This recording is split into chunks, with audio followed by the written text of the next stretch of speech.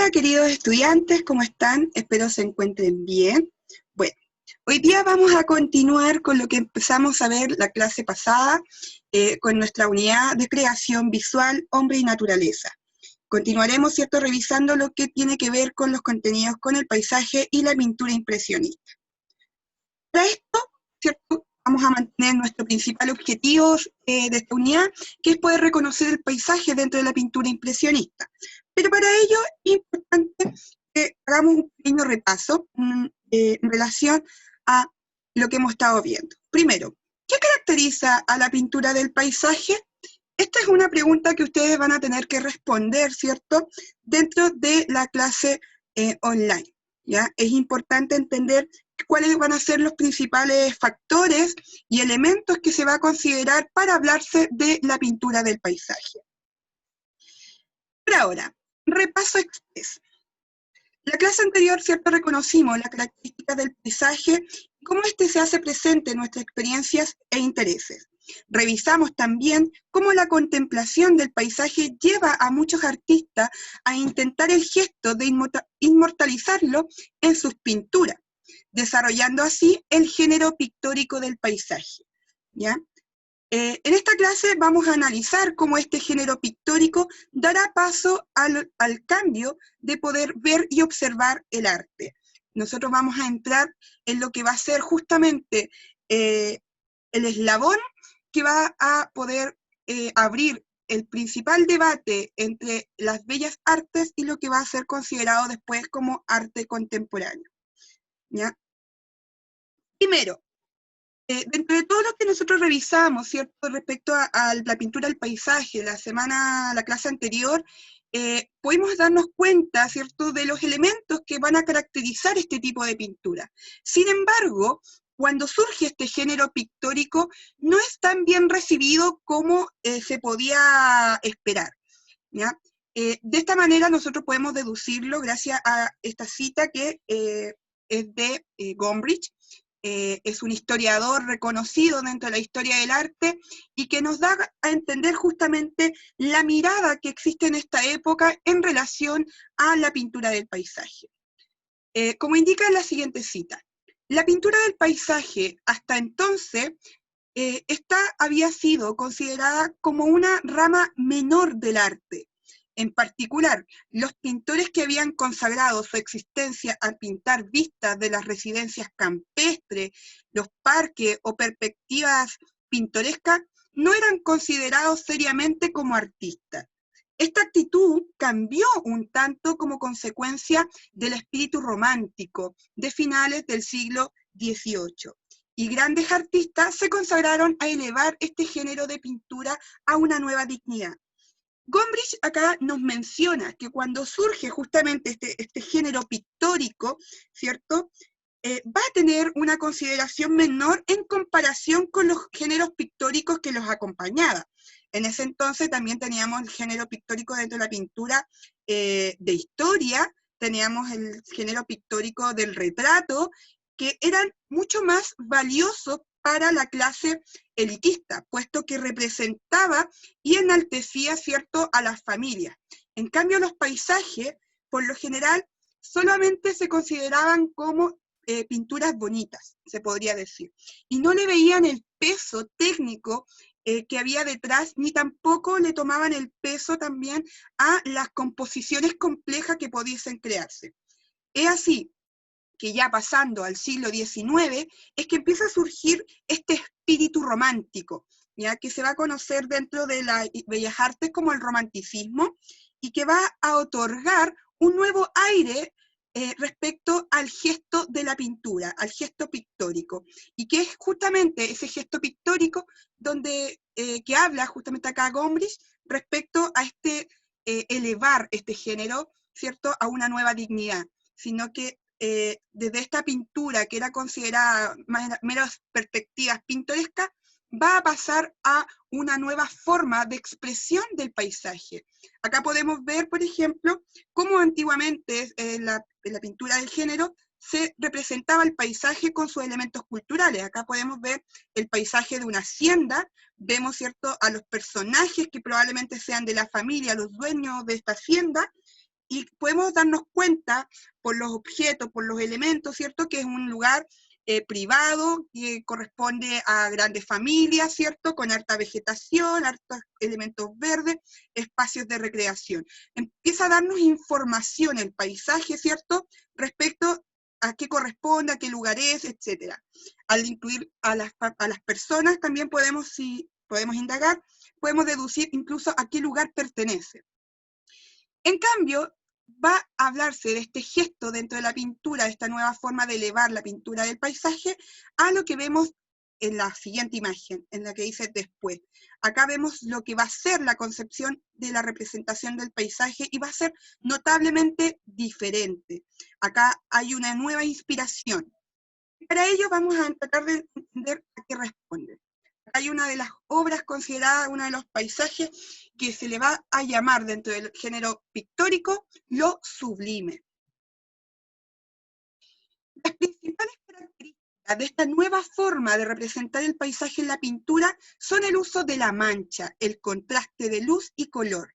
¿Ya? Eso es lo que nosotros estamos viendo acá. Ya no vemos elementos figurativos, sino que es la mancha la que construye todo lo que estamos observando, haciendo que la mancha termine siendo este gesto pictórico que envuelve, ¿cierto?, el paisaje y nos entrega nuevas sensaciones. Uno ya no ve y contempla un mero paisaje bonito, sino que ya los paisajes nos empiezan a entregar una nueva sensación. Eso es el inicio de lo que va a generar una revolución en la forma de observar y representar el arte, ¿cierto?, en este tiempo. El gesto pictórico de la mancha, el contraste de las luces, nos permite también reconocer el paisaje, pero al mismo tiempo, ¿cierto?, entrega estas sensaciones al espectador.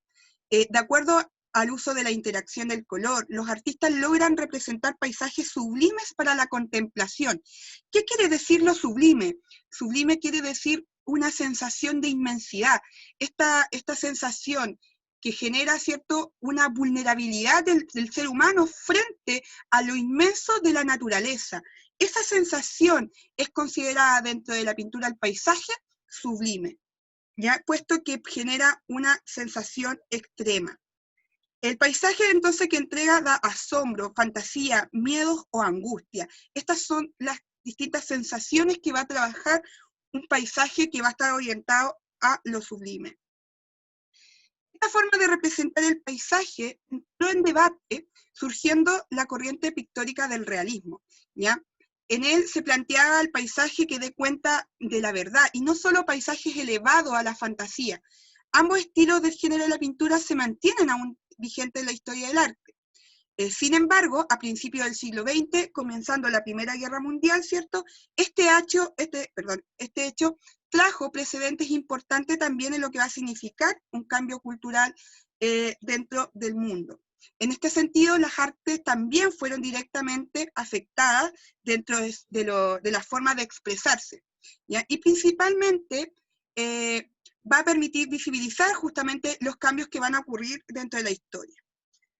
Como consecuencia de estos cambios en la forma de representar el paisaje, ¿cierto?, van a también a surgir nuevos movimientos artísticos que van a desafiar las reglas establecidas en la Academia de las Bellas Artes, que va a abrir el paso a los más conocidos como los movimientos vanguardistas, que es justamente el inicio del siglo XX, lo que va a romper y generar este jaque a la tradición de las bellas artes, abriendo paso, ¿cierto?, a lo que va a ser considerado como el arte contemporáneo. Entre ellos, el impresionismo fue uno de los primeros movimientos en cuestionar la representación, ¿cierto?, dentro del paisaje y el entorno. Entonces acá, por ejemplo, una de las técnicas que va a generar este cambio es justamente el uso de la mancha, la luz y el color, y abandonar lo figurativo, la línea, ¿cierto? Esta línea que dibuja y que trata de representar la realidad básicamente como si estuviésemos registrando una foto. Aquí empezamos a conocer las nuevas expresiones libres en las artes. Si se fijan, es un paisaje que a primera vista nosotros podemos ver cualquier cosa, pero es cuando nuestro ojo empieza a agudizar y entender cómo van situadas cada una de las manchas que nos podemos dar cuenta, ¿cierto?, de qué elementos del paisaje podemos encontrar. ¿Ya? Y estas sensaciones que provoca, ¿cierto?, el color, la luz, son lo que va a desarrollar esta nueva forma de representar. Y surge lo que va a ser conocido como el impresionismo. ¿Ya? El artista Claudio Monet es uno de los artistas y precursores de este movimiento artístico y se le da justamente la alusión de pintura impresionista debido a que Monet, ¿cierto?, expone esta obra que está aquí, la imagen de fondo, que se llama Impresión Sol Naciente, y en burla un crítico de arte le dice que pareciese ser el artista muy impresionista, puesto que lo primero que uno puede observar dentro de esta pintura es la impresión, es una sensación, es eso lo que busca, y es a partir de la mancha, el color. Acá podemos darnos cuenta de las sensaciones de vacío, del frío, de distintas emociones que nos puede evocar este paisaje que en distintas formas, ¿cierto?, está compuesto por medio de mancha y luz. Esta fue la primera obra conocida como obra impresionista. Claude Monet, el artista que crea justamente esta pintura, él cambia también la perspectiva en cómo se crean las pinturas de paisaje. Para él, una de las cosas más importantes era estar en el lugar donde se iba a pintar y no solamente pintar por memoria, ¿ya? Integrando elementos que se solicitan. Por ejemplo, la pintura de paisaje al principio, las personas solicitaban elementos en su paisaje para que pudiese dar cuenta del nivel de riqueza de la familia. Acá no, acá él va al lugar y empieza a pintar por medio de la mancha lo que ve. Por eso también es algo que se le llama a los impresionistas, puesto que quieren fijar un momento fijo, particular del día. Ahí tenemos mejor definida la obra de impresión, Sol Naciente, que fue la primera obra expuesta y conocida como obra impresionista. Acá podemos darnos cuenta que para Monet la tela con un tono oscuro era lo primordial al momento de pintar. Trataba de representar más que la realidad, trataba de priorizar el uso como de la mancha espontánea, la textura y sobre todo reinterpretar el movimiento, ver cómo por ejemplo acá esta imagen podemos ver el movimiento del pasto, del viento, de las nubes, ¿cierto? Solamente por el gesto pictórico de la mancha. Acá lo mismo, algunas obras de Monet.